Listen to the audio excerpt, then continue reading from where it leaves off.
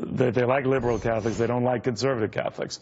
To Trump-Pence campaign's Catholic Advisory Group member, Angela Flood.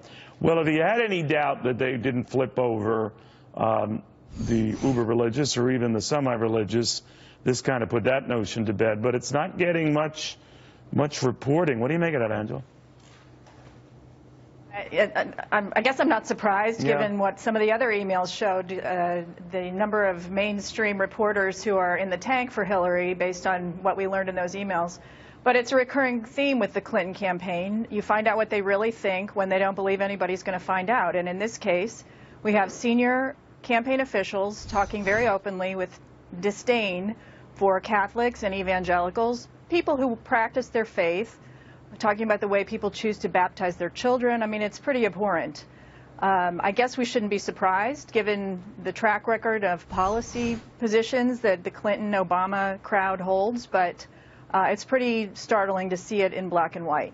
What do you make of the religious voter? I think there was an article in the Wall Street Journal today that talked about the conundrum for many of them as we're watching Donald Trump addressing a small business roundtable in West Palm Beach, Florida.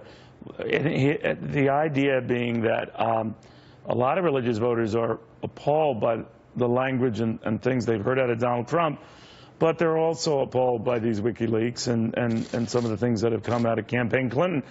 And a lot of them don't know, to play off that old line, what Jesus would do. Would he vote? Would he do anything? Would he peacefully protest the election by leaving out a presidential vote? What?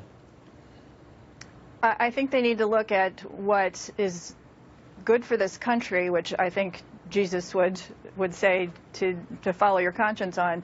The more alarming things that were in some of these emails were the blatant admission by John Podesta and one of his colleagues about their intention to use organizations that they've created with the help of billionaire George Soros, who to my understanding is not a Catholic, but has funded organizations like Catholics in Alliance for the Common Good, Catholics United. I don't know if he's behind Catholics for Choice, but it wouldn't surprise me. But we do know that Catholics as a general group, and I know there's a distinction between practicing versus non-practicing, young and old, I understand that, but as a group, they tend to vote Democrat, and they tend to do so overwhelmingly. Do you see any of that potentially changing because of any of this, or is the stuff that comes out on Donald Trump negating that? Perhaps, but they need, what I would encourage my fellow Catholics and people of all faiths to do, people who care about the direction of this country, is to ignore the noise, the created chaos we're seeing right now, the manufactured chaos, and look at what is important. Our civil institutions, our civic institutions, religious institutions are under attack, and they're being infiltrated, and the goal from everything to the church to the Supreme Court is to enact their secularist agenda.